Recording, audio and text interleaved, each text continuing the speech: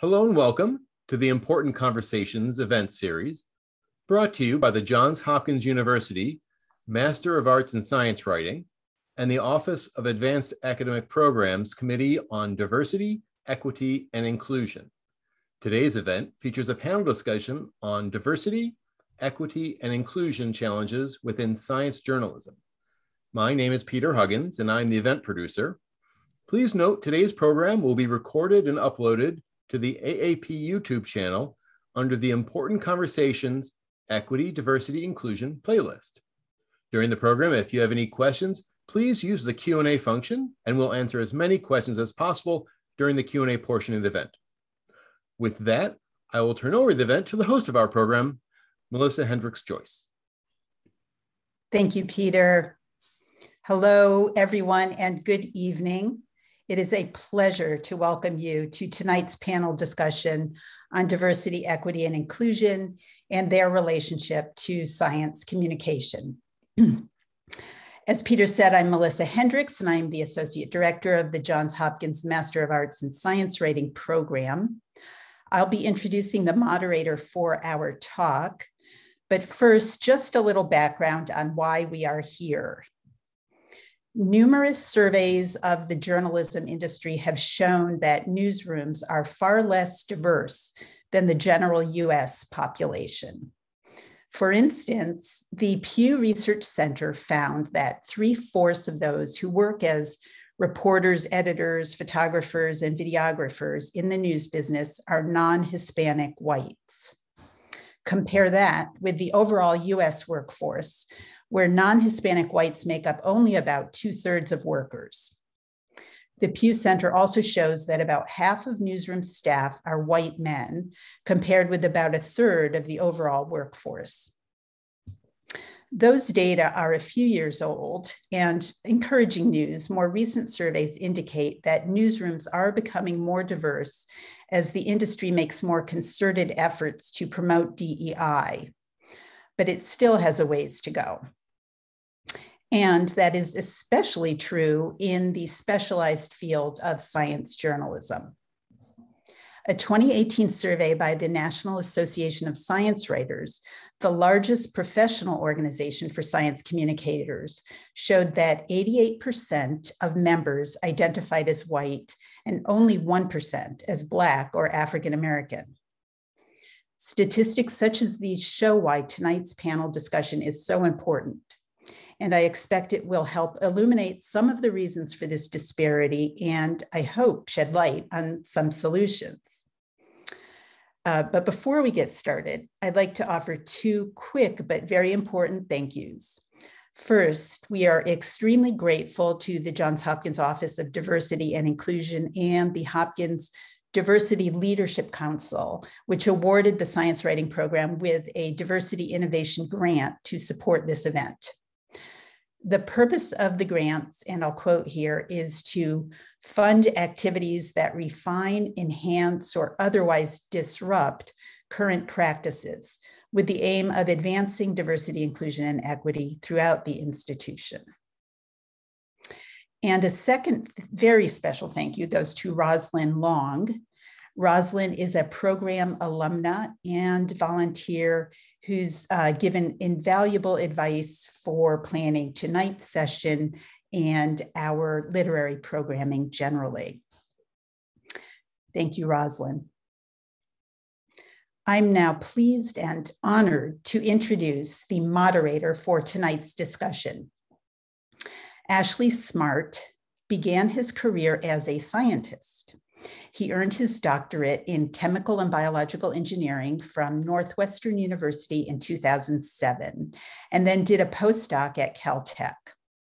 He served as editor of Physics Today for 8 years, and in 2018 assumed his current role as associate director of the Knight Science Journalism program at MIT. Ashley serves on the advisory boards of the Council for the Advancement of Science Writing and the Open Notebook. And breaking news tonight, Ashley is a co-editor for a new science writing textbook, which is called A Tactical Guide to Science Journalism.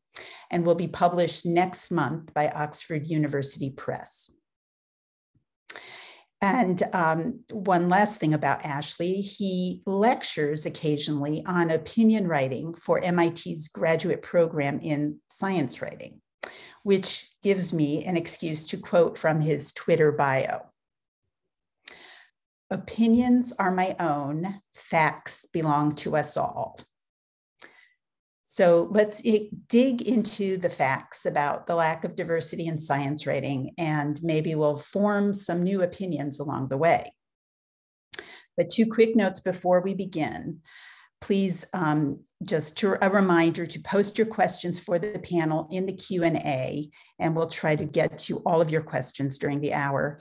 And second, we have a short questionnaire that we invite all attendees to complete at the end of the hour or in coming days.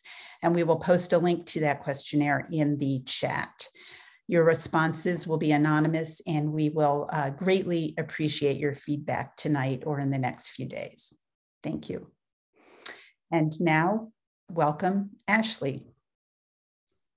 Thank you, Melissa, for that very nice introduction. And thanks for shouting out my Twitter bio. I wonder sometimes these days if I was being a bit naive to believe that we all operate from a shared set of facts, but a person can wish, right? I want to, by way of introduction, echo a point that you made, Melissa, and one that I was very glad that you made. And that's that as many industries are kind of tackling this diversity, equity, and inclusion issue, the science journalism profession really is kind of, really faces in what is in many ways a steeper climb. I can update some of those numbers you gave for the NASW diversity statistics. They recently released an updated report, 2021 report. And unfortunately, the numbers haven't changed very much in terms of representation. Less than 1% of NASW members identify as Black or African-American. Less than 1% identify as Native American or Indian. Only about 1.5% identify as Hispanic or Latino. And of course, this is just one dimension of diversity, and this is just one science writing organization, albeit maybe the largest. But what's clear is that this community of science communicators that we're part of is in many ways not reflective of the world around us, not reflective of the world that we write about, and not reflective of the world that we write to or that we write for, right? And so this, I think, raises what I think are some high stakes questions. This lack of diversity, how is it impacting people who are in the field and who are part of underrepresented groups? How does it impact the quality of the content that we produce, the stories that we tell? And how does it impact the people who we're telling stories about? And maybe most importantly, what can we do about it? And so these are all questions I'm looking forward to exploring with our panelists today.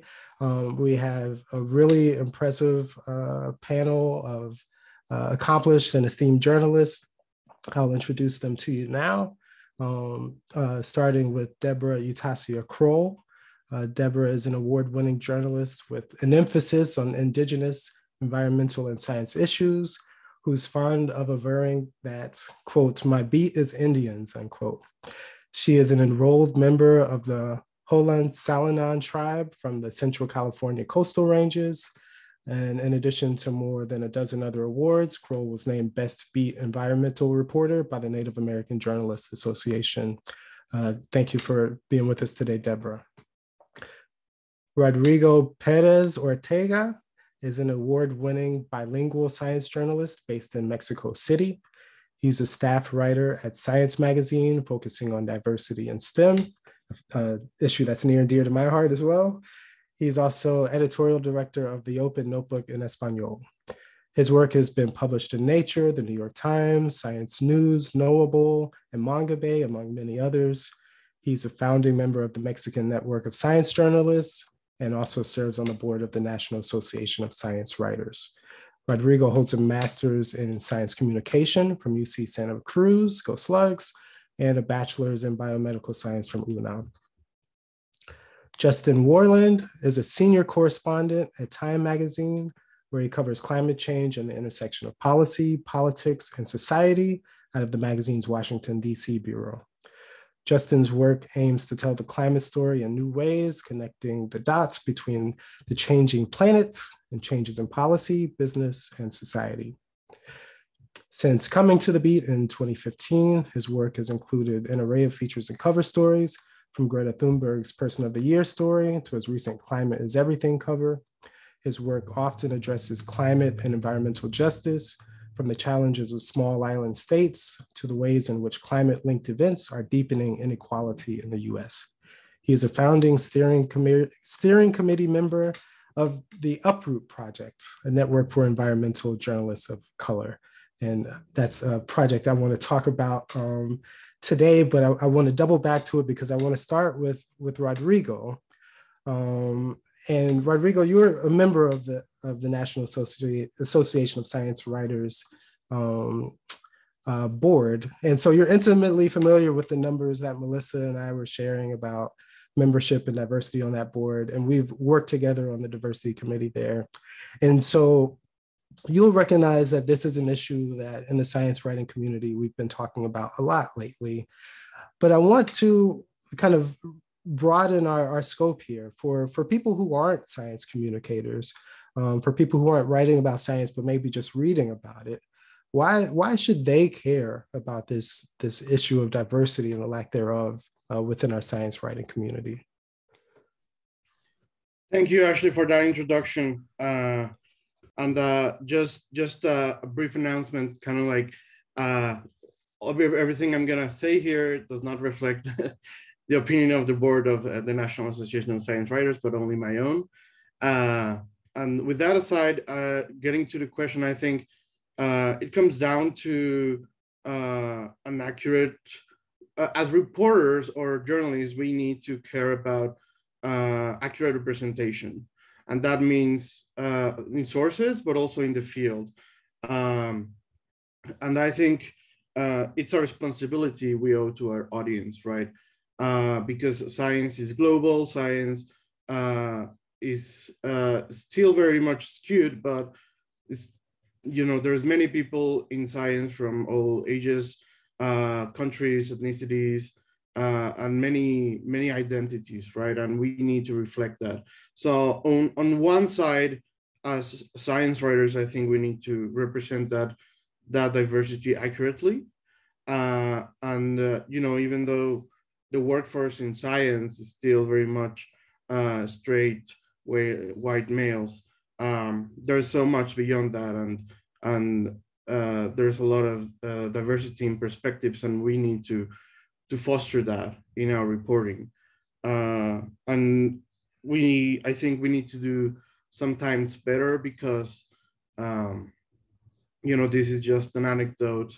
When I was just starting out into science writing, I remember there was a Nature paper coming out, and the New York Times covered it, and by a very seasoned science writer who I admire. But then the sources, the interviews were just all from the US, and the corresponding author was Mexican, right? And I was like, oh, why isn't this, the person who did most of the heavy lifting is not in this story, right? So I just asked on Twitter to this writer, and I remember the answer was like, oh, well, this US person was the one in the media contact, and I had a deadline, and I was not happy with that answer. I think we need to. I mean, that's just one anecdote that made me realize, it's just the easiest path is not always the best one. And in that case, the author was Mexican. I was proud. I'm always proud of like Mexicans publishing in Nature, and I saw that as a missed opportunity for representing accurately who scientists are, and that really stuck with me.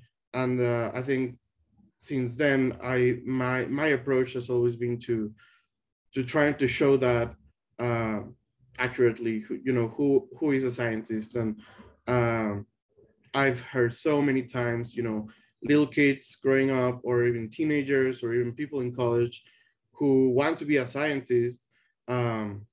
It's fair for them to know that there are people like them, researchers, working in universities, winning awards. And I've heard this from so many people, that are groundbreaking discoveries, and they say, oh, but I never imagined I could be doing this because I never saw someone like me doing science. So as we as journalists channeling this idea of who a scientist is, I think it's our responsibility to reflect that. And the second angle, I think, from your question, is that, also we need a diverse workforce in science writing to be able to write with authority the topics, just as we have beats in like physics, chemistry, environmental sciences. I think we can also do be experts in certain communities to cover them well and sensitively, because there has been so much misrepresentation. There's been so much harm done, which we are reckoning with. And I think we need to make a better effort to get to know these communities that are also in science, that they even, because it's still very exclusive fields in science, they struggle with it. So I think we need to also take extra care in getting to know them better, and cover them sensitively. And that's why we need, I think, more diversity in science writing. Just again, it comes all down to accurate reporting and reflecting the facts. And Debra, I see you nodding your head quite a bit over there. In your bio, you write that your beat is Indians, and you cover that beat as someone who's intimately connected to the community that you're covering. In your perspective, what does a community miss out on or lose when the people who are covering, the issues in that community aren't reflective of the people who are in it? I was listening to Mr. Ortega, and so much of what I heard him say is what I've heard people in my own in the diverse number of nations that is Indian country says that why didn't they come and ask me? Why are they only bringing in non-Indian anthropologists, biologists, archaeologists, when there are quite a few native people who could serve as expert sources, who not only have the classical European style education, but also have the traditional ecological knowledge that comes from their communities. One of my favorite stories is that when I attended university to become a science writer, I took a lot of biology and a lot of genetics and a lot of the biological sciences. And the more I learned about it, the more I realized I already know this stuff. Because my elders taught me things about genetics, about ecology, about land and water management, biological sciences from the native perspective, which is it's simply a different approach. Western science is the quantification and classification and listing, whereas native sciences are holistic, qualitative, systems-based. And I think when I put those two together and I come up with some of these articles, I think it makes the articles richer. And these are things that they can be learned by a non-native writer, but it's better if you have a native writer who understands all of these concepts and also has the the rich, database of sources to go to. And that's what a lot of times is what's missing, is that they're writing about us, but they're not part of us. And this is another reason that we really need to increase the diversity of science communicators, environmental journalists, even journalists who, write about forestry, which I write about a lot. And on that same note, I think environmental journalism or environmental reporting is an area where we are disproportionately seeing communities of color be affected. And Justin, you're part of a group, the Uproot Project, that's kind of building a network of environmental journalists of color. Can you tell us a little bit about that project and why projects like it are so essential for supporting journalists of color in science journalism? Yeah, so the Uproot Project is a network for environmental journalists of color. We sort of first met in 2019, a group of maybe 10 of us environmental journalists of color. We were sort of supported at first by GRIST that, sort of found the funding for us to gather, spent a weekend together thinking about all of these issues, a lot of the things that Debra and Rodrigo have already raised, and thinking, chatting about like, what are these problems and what can we do to try to help, in some small way address those.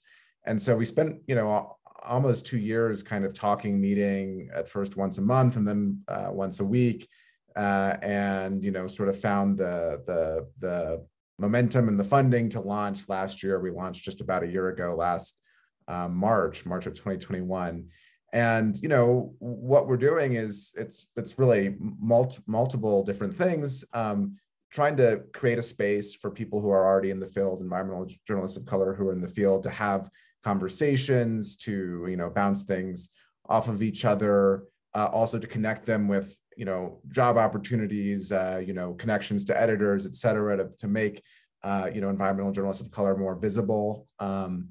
At the same time, trying to help find, build diverse sourcing, right? So we're building a database of environmental journalists of color to connect editors to writers who might be interested in work, but also of sources. And, to sort of, to Debra's point, it's not necessarily the same to have, a source who's from a particular community, but it's better to have a source than to have none at all. So we're trying to build that database.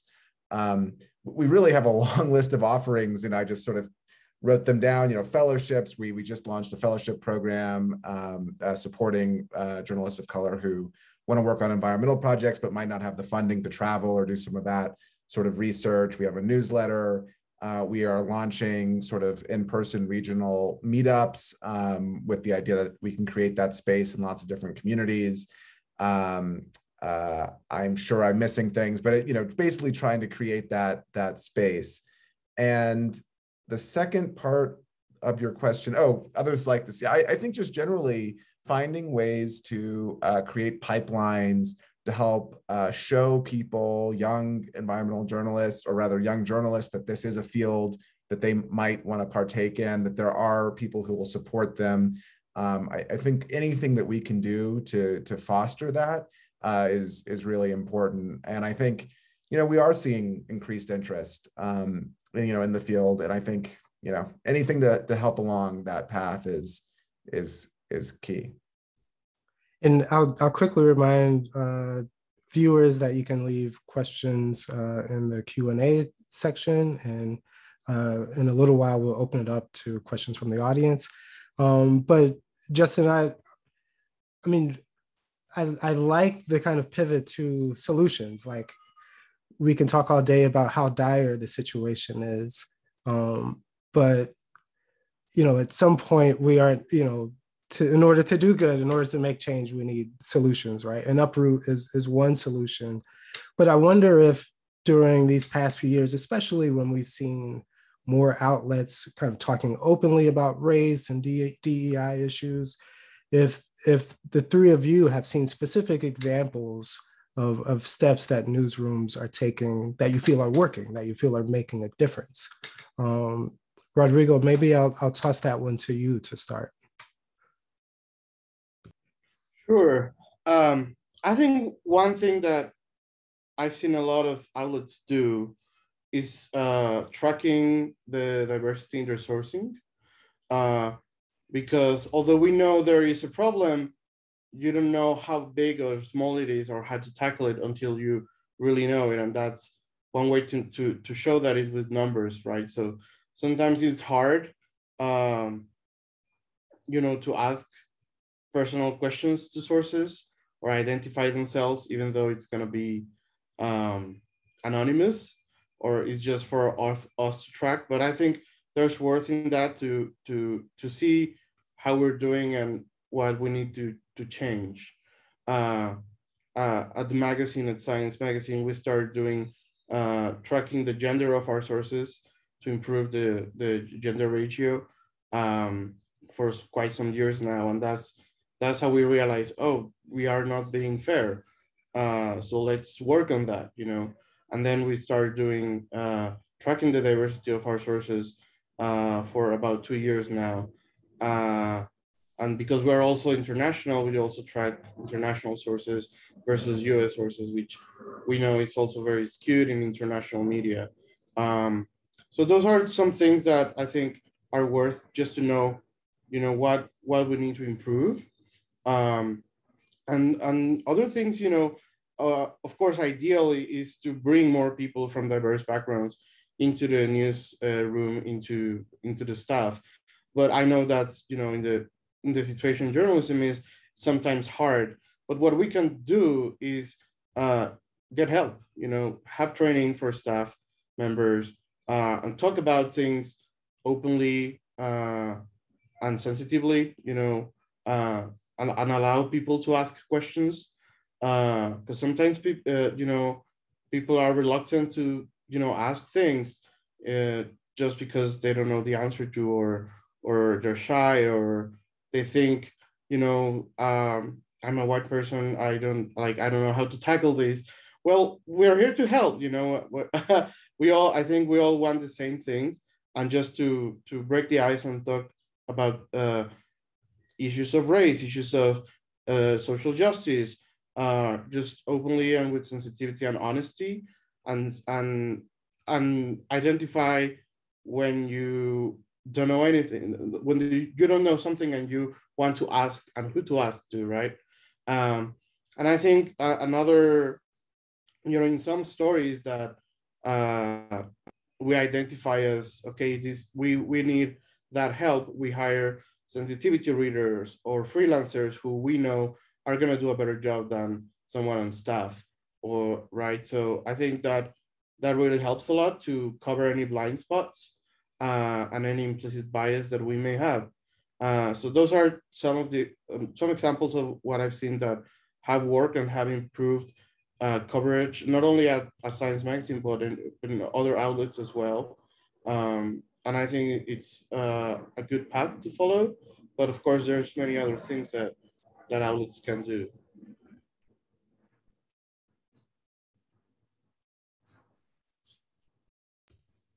So sensitivity readings. We have a meeting group at Gannett for Indigenous communities coverage, and I do my share of that, and just in order to help ensure that these stories are culturally respectful and appropriate. And not that I know every single thing there is to know about the hundreds of tribal cultures here on this continent, not to mention Mesoamerica or South America. But if I don't know it, I know who to ask. And those types of things are very important. But I'm on staff, so nobody has to hire me to be a sensitivity writer. That's where I think it's very, very important to make that effort to build that capacity by by seeking out journalists of color to be, if you use freelancers, make that effort to find the journalists of color and add them to your freelance roster. If you have a staff opening, make that extra effort to include journalists of color in your interviews. And, of course, we all know they have to be qualified, but, just make that extra effort to get people of color in your newsroom, on your freelance list, give them those opportunities, because sometimes, at least in my community, there's this feeling like they don't really want us. But I have learned working here at Gannett that not only do they want us, but they want more of us. The other thing I always tell any journalist of color who's been offered a job at any place, the other side of the coin, of course, is finances. If they offer you, I'm just going to throw the thing out. If they offer you $50,000 a year, ask for 60, because you're probably worth it. Especially with these big chains, because that might be the last time you get a raise for a while. Practical things, guys, but back to the representation. Yeah, I think it's really important to make that effort, increase your rosters, get more people of color, into these organizations. And I think you're going to see a change in coverage for the better. And are there things that, as writers, that we can be doing as individuals to, check for those blind spots, and maybe also make our stories inclusive in ways that that may not be as obvious? Maybe finding social justice angles in stories that aren't obviously social justice stories. I don't know, Justin, have you?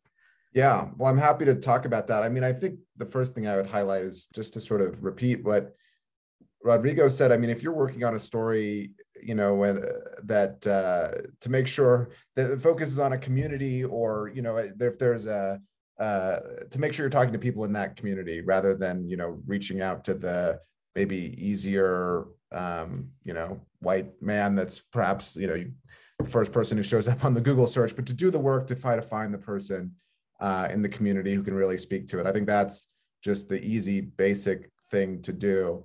I think the other thing is, and I think it's important, I agree with everything that's been said. I think it's important to hire journalists of color and give them the opportunity to cover things that are not necessarily just,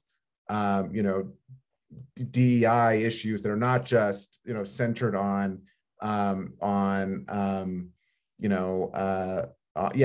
these issues, and then to try to find the equity lens on any story. And so I think if you're just any writer, should be thinking about, okay, I'm writing about something that seems like it's not related to to equity, it seems, or to social justice. It just seems like, a standard daily. I bet there is an equity angle, and maybe it's not the lead, but it should be, in your story, you should be thinking about, how does this affect marginalized communities? How does this affect people of color? Again, it doesn't have to be the lead, but making sure that gets in there. And so, frankly, I know a lot of people are on deadline. That's how some of these things slip through.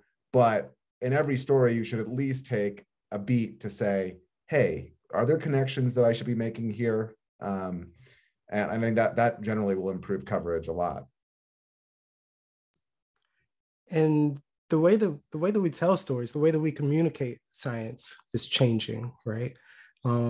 It's not just print magazines anymore, right? There's social media, podcasts. How is this kind of new media landscape, do you all think, affecting diversity and kind of the inclusiveness with which we tell stories?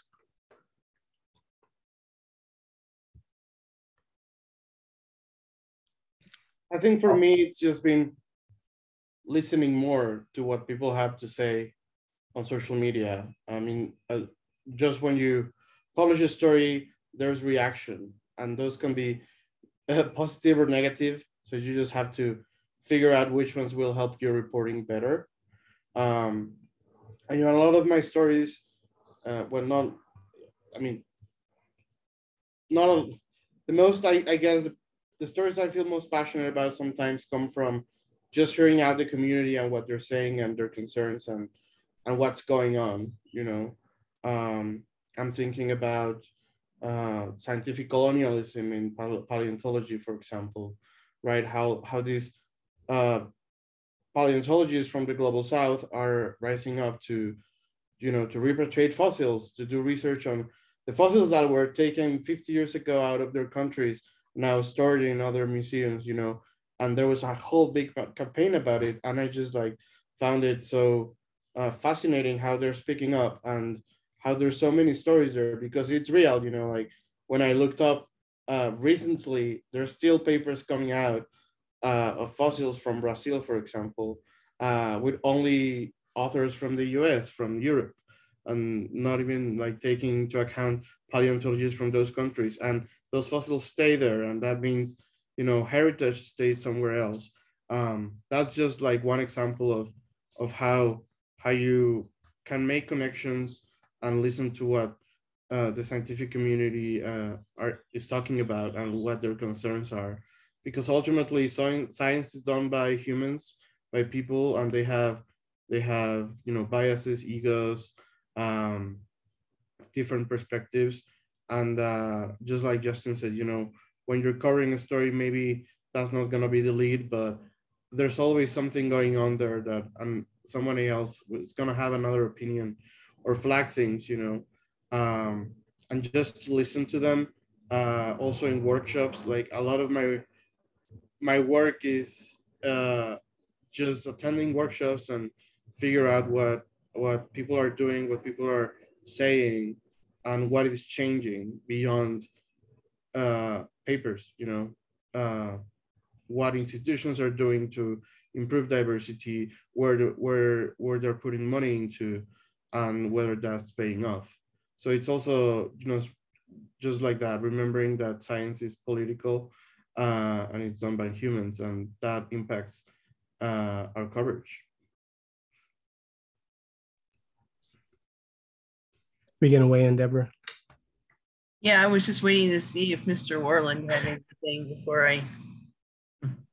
I'll just say something very brief, and I think it kind of is along the lines of Rodrigo's first point, which is just I do think it's a helpful, social media provides, I mean, social media is corrosive in many ways, but it also provides a thoughtful comment on social media that's like, hey, you didn't really think about this thing, or you should have thought about that other thing, is, you know, for me personally, you know, and I've gotten a few of them that I can still remember where I'm like, oh, wow, like you're right, I should have thought about that. And it makes you think, and it makes you try to do better. And I think that's a kind of a line of communication that maybe didn't exist back in the days when, you know, people wrote letters maybe sometimes.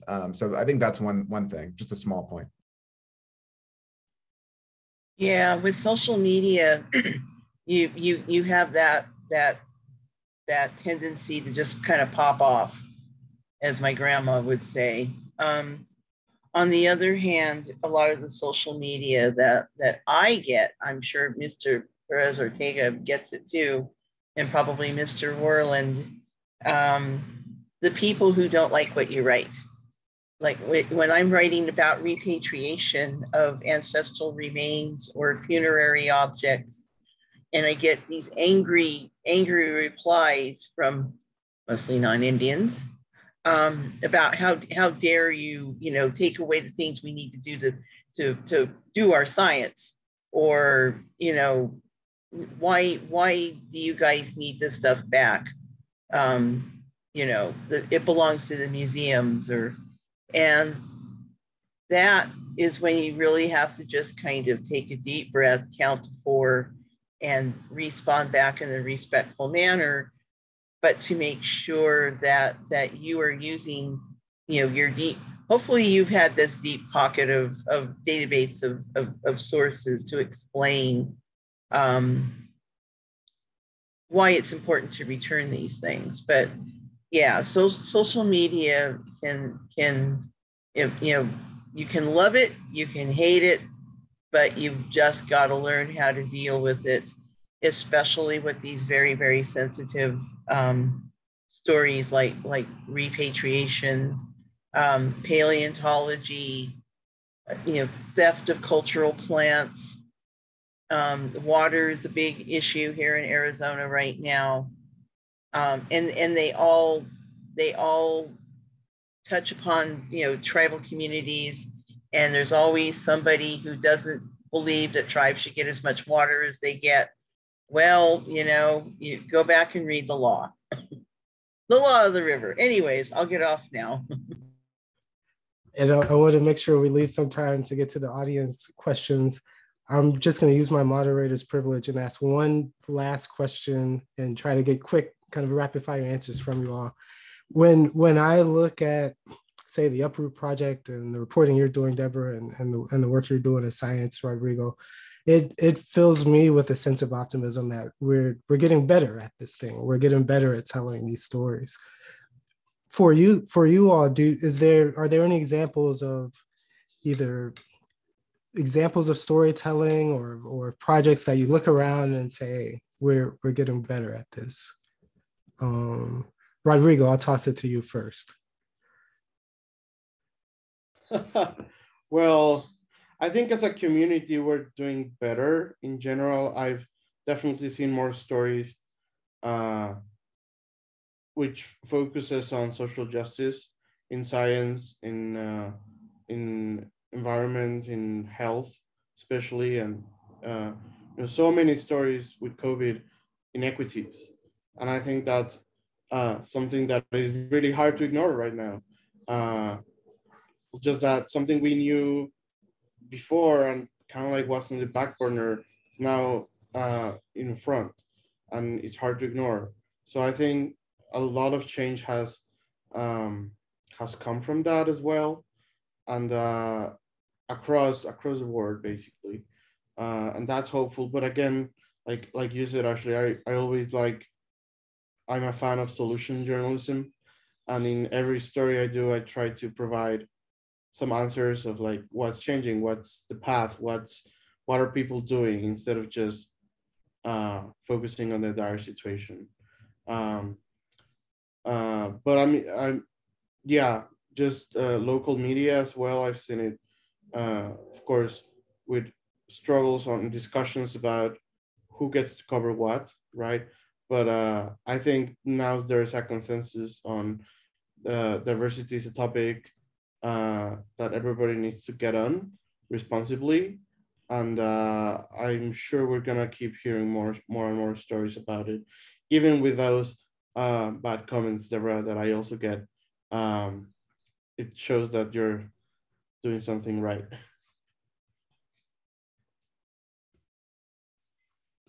Anyone else want to weigh in quickly before we go to the audience questions?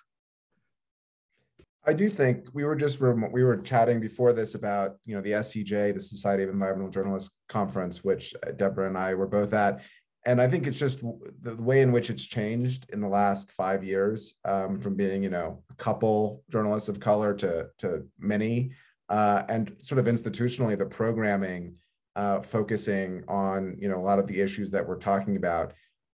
Just a remarkable change. So that's one concrete example, but I think it's reflective of a bigger shift by, not that SEJ is like super powerful, but, the sort of institutions that have been around for a while, I think are recognizing, not saying they've got it perfect, but they're recognizing and shifting in many different places. I do see a lot more coverage here in our chain, and I've seen better coverage, and I've seen more names of people of journalists of color that I know. I also still see way too much of what Canadian journalist and educator Duncan McHugh calls the dreaded 4Ds of Indian country, which would be too much drumming, dancing, dead and drunk Indians. And I too would like to get away from that yes, we need to talk about the inequities, but there's so many people out there trying to make positive changes and making positive changes that I think it's good when we show that balance between what the inequities are and the people trying to resolve them. Very good point. So we have quite a few questions coming in. We'll try to get to as many of them as we can. And feel free to add questions to the list if you have some. Hannah Webster says, thank you for your time. Wondering where the line is for white folks using our privilege to highlight injustice and stepping back to let folks from diverse communities cover those stories.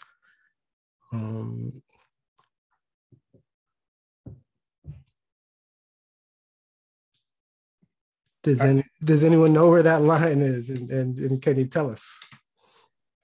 I can start really briefly. I don't know. I don't have the answer, to this question as a whole, but I do have a couple of thoughts, which is, as I was saying earlier, if you're doing a story about anything, really, you should be thinking about these questions, and that should just be a part of your reporting and writing. I think it's tricky, right, when you're talking about covering a story in a community, and obviously it's better to have a talented freelancer in the community do the story. At the same time, I think if there's, like, in my personal opinion, this is my opinion, I would rather have someone tell the story than not. And you just have to do your work to be sensitive, to do the best that you can to really understand the community. But if there's an injustice happening, like, in my opinion, I'd rather have someone tell that story, even if it's, a white journalist, but just take the time and the effort to make sure you're telling it sensitively, that you're really engaging with the community. And that kind of goes back to what you were saying earlier, Deborah, that it's not impossible to cover a community from outside of that community, but it takes a certain extra amount of care and certain extra amount of work sometimes, right? Yeah. One of the pieces of advice I always like to give is, this is just journalism 101, is, build your bench early. Think a little ahead of time about what types of stories you're going to be writing. Go out and seek those expert sources. And I put something up from Nadja, one of the best reporting guides in Native American Journalists Association, is how to find an Indigenous expert. Not necessarily, the PhDs, but the elders, the cultural practitioners. You need to add them to your bench, as well as the tribal members who have PhDs in geography or forestry or genetics or environmental sciences. So build your bench ahead of time. Make sure you're using them and listen to what they have to tell you. It's not enough to seek them out. You're going to spend a lot of your time listening. Yeah, and not be extractive. Yeah, good point. Can I just add one small thing along those lines? And to make sure, if you are, and I don't know who asked this question, but to credit local journalists, to credit the people who maybe broke the story, because, I think especially if you're working at a place at a national outlet, to not just pretend like you invented the story. So I think that's just an important point to add. I think Rodrigo and I are both emphatically saying yes. You're getting lots of thumbs ups on that one, Justin. Good point. A question from an editor. Speaking as an editor, what are the resources for sensitivity readers? I'm not sure if that's resources for finding and working with sensitivity readers, or resources for being and cultivating skills as a sensitivity reader. But let's assume it's both. Deborah, you mentioned sensitivity readers earlier and doing sensitivity reads yourself. What are some of the resources that you're familiar with? I've really I have really only recently started doing sensitivity reading, but if you're looking for someone to help you out with that, it would depend on what the specialty is. The Institute for Tribal Environmental Professionals at NAU. There are several Native Studies programs at universities who you could use.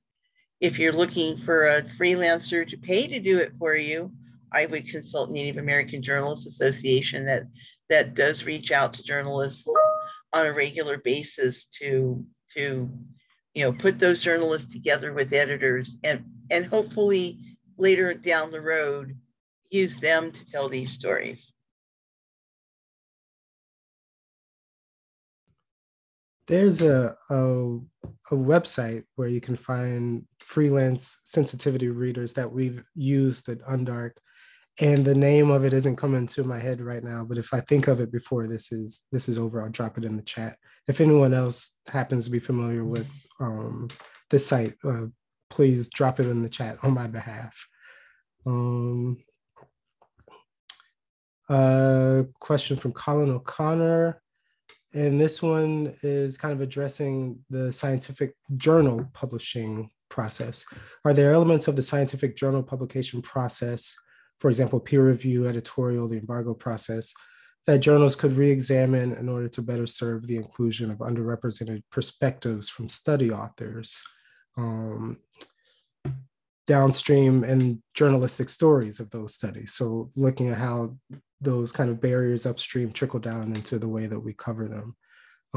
Do any of you have a wish list of things you'd like to see academic journals do on that front? Rodrigo, I feel like we've had some conversations along these lines. I'd be interested to hear your take on it. I guess a little bit more transparency. I remember a recent story I wrote about a fossil that was in Belgium and got repatriated to Brazil. And you know, that little nugget that I really wanted to include in the story was not on the press package. It was something so like basic as like where the fossil is and where it's stored. That was on the supplementary materials, and that was not included in the package. So I had to ask the author for it, and then trying to like clarify the whole story, because like I you know, that was something important for me, and it was nowhere. Like I asked the journal and they didn't give it to me ahead of time. I had to ask the author, and it was not super clear what was going on. But anyway, I guess just those issues of ethics and on the peer review to be stressed or more transparent for journalists could make things easier for us. You know, talking about, you know, in genetics research consent, like the authors do due diligence getting consent from, you know, when they're dealing with indigenous populations, and what are they doing to not be extractive and give back? Did they just took the samples and left, or is there a review board that, you know, approved how who's gonna store these samples and how they're gonna communicate with the people they took them from? So things like that, I think, are not always very clear or highlighted in papers just as the way they are now. And sometimes you really need to, you know, be aware of these issues when you ask the interviewees, and then the story comes out, but it's not super evident at first glance in the publishing system as of now. So I think that's one thing that could be improved, just for transparency, not only, you know, for us journalists, but also for the scientific community in general. And while you were answering, someone dropped into the chat the website that I was trying to think of for finding sensitivity readers. It was Writing Diversely. And also someone also dropped in a link to a feature in the Open Notebook on working with sensitivity readers. If you're in science communication and you haven't heard of the Open Notebook, go check it out as soon as this is over. you'll find a wealth of resources for basically anything science writing, science communication. And so I'm sure that that's an excellent resource as well for sensitivity readers. We had a question about finding journalists of color. So this viewer says they've reached out to a number of journalists of color for a science series they're working on as potential writers, but none of them have responded. Email inbox volume is always a problem. Is there a better way to reach and find journalists of color to write stories that are kind of in their wheelhouse? And this person suggests additional networks like Uproot, perhaps. I'm often approached, by people who are looking for writers for stories. And I've found difficulty kind of connecting people with writers at times. But I wonder if you all have insights on ways to reach journalists of color.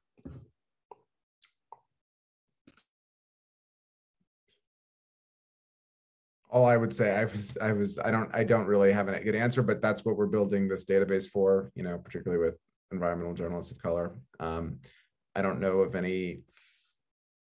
I don't know that I can identify another one that's already exists. So,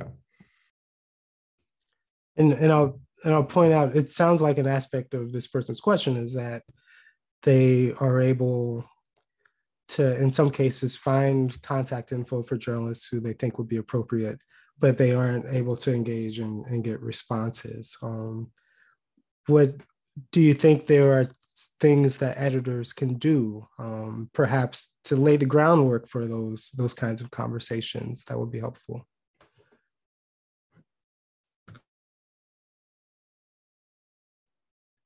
No, I've spent a lot of years as a freelancer, and I always try to reply, even if it's a very politely phrased no,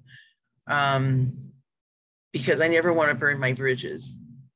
You never know when that editor might give you something else. But that said, I've also been approached to do these stories or exposure, which you never ever do for free, or for $50 or $100. And when I ceased being a freelancer, when I joined the Arizona Republic, my going rate was $1 a word. And so if you're going to pay me $50 to do a 600-word article, I'm just going to have to tell you no. So maybe you might want to look at what you're willing to pay those writers. Are you telling them that I can pay you, 50 cents a word, or I could pay you 75 cents a word, or I could pay you 20 cents a word, or, really take a hard look at what you're willing to pay these writers. And I don't know, if this editor has been doing that or not. I guess another thing is to mention the name of the publication. When I first start working with an editor, I like to see sample copies if it's in paper, or links to the online publication. If it's an online, give that writer a sense of what you want, so that they can know if it's the right publication for them. And make those offers right up front. Because if it's somebody saying, well, I've got this thing going, I've got this series going on, and it's going to be yada, yada, yada, and I don't know you, I don't want to put my name on something, on a publication I don't know, that may not be something that's going to advance my career. So, and I'm sure the editor, is from a reputable publication, but these are things I think about. So kind of think about those, and hopefully you'll get some good writers. I can just add one small thing. I think, tailoring to make sure that the request makes sense for the person you're reaching out to, not just like, oh, you're a person of color, you can write about this thing that, and it happens. I mean, I don't freelance, but with things like panels, you get things like, oh, can you provide the the diverse voice on marine biology? Well, no, because that's not what I do at all. So I think just making sure you're really finding a person who is the right fit. And we're coming up on the end of our hour. I want to sneak in one last question. The next one I think is a good one. And then I think we'll have to wrap up. We may be able to stay on for a few extra minutes after Melissa wraps this up. But for now, I'll give you all this last question. It comes from Hannah. It says, I'm curious about the role of credentialing in the DEI problems we're seeing in science journalism. Are science writing programs inaccessible? And what about the emphasis on credentials as a measure of expertise in science? Justin, I think you mentioned kind of these pipeline issues earlier on. So I'm interested to hear your thoughts on credentialing. Yeah, it's an interesting question. I mean, I say this as a person who frankly, like, I don't have a science background. I don't have a degree. I learned a lot by reading a lot and was sort of thrown in head first. And I frankly, I think there is perhaps a problem of, looking for specific credentials that, while useful, and I don't mean to, say that people shouldn't have credentials, but that saying that not having the credentials precludes you from writing about science. I mean, obviously you have to know what you're talking about. You have to do the work to read and understand. But I do think that, the question of what are your credentials, and if they don't meet a particular set of what people think they should be, that's a problem. I think that, one of the things that Uproot wants to do, and I think is really important, is finding ways to offer training and other ways to learn without necessarily having to go through the formalized processes that maybe have historically been the credentialing, bodies. So I don't know how that sits with others, but I personally do think that, there should be room for people who, don't have a science degree necessarily to still write about science, to engage with the science, and then communicate on it in a way that, can reach diverse audiences. So I don't know, maybe I don't know how people feel. And Rodrigo, you have a ton of credentials. You have the science degree and also science communications master's, right, from one of the top programs. So I'm interested to hear what you think about the role of credentials and the potential gatekeeping function that it might be performing in science communication. Yeah, well, I think it's getting better. I mean, I was an international student from Mexico coming to the US to study, and I was very lucky to have that financial support, right? But I know for a fact that I was privileged in that, and not everyone gets that. So, and I think we need to normalize that, to be a science journalist, you don't have to go to grad school.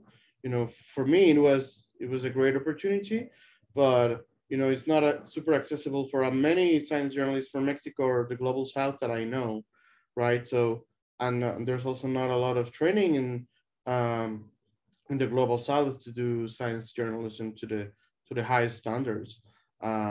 So there are many resources like the Open Notebook, and we're now translating a lot of articles into Spanish, for example, and that the own associations like the NASWs of other countries are a hotspot for training.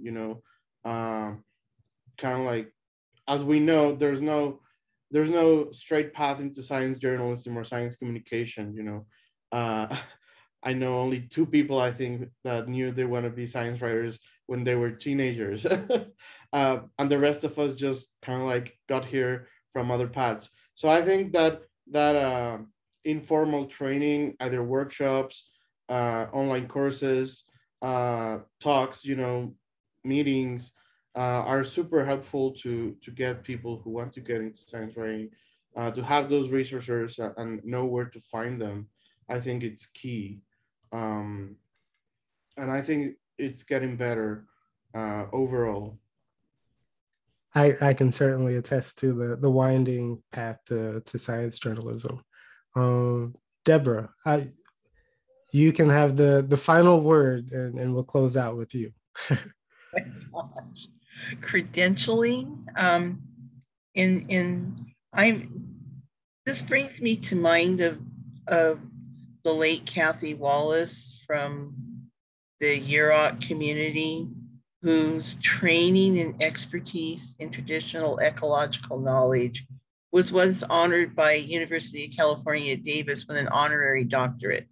I mean, she actually worked as a full college professor for a year because of the time and effort that she had devoted to learning her cultural aspects, you know, or learning cultural things like basket weaving and you know, making a variety of cultural objects. And I'd like to see more of that. I'd like to see more of that traditional knowledge honored in Western universities. Because sometimes your credentials are what your elders have given you rather than what Harvard has given you. And I think that's a perfect note to end on. And with that, I want to thank the panelists for a terrific discussion, and thank all of the audience, and especially those who asked really good questions. And I'll hand the mic back over to Melissa to close us out. Thank you, Ashley. And just a few little business notes before we conclude. I saw that somebody asked whether this session recording will be available. It will be available on the Johns Hopkins AAP YouTube channel. In the chat, there is a Word document containing a short list of resources and as well as some articles by our 4 science journalists on the panel. So feel free to upload that. And then finally, there's a link to a questionnaire that we invite everybody to fill out. If you have a few moments, we would really value your feedback on that again. So that wraps up our session. And I want to give a extremely huge thank you to all of our panelists, Debra Krol, Justin Worland, and Rodrigo Pérez Ortega. Thank you for your time and your terrific insights on these issues. And also a very special thank you to moderator Ashley Smart for leading this event and for posing such thoughtful and truly thought-provoking questions. And thank you to everyone in the audience also. You did indeed ask some excellent questions. I'm sorry we didn't get to every last one. Obviously, there's room for many more conversations on this topic. And it just goes to show there's such robust interest in these issues. So thank you again. Be well, everyone, and good night.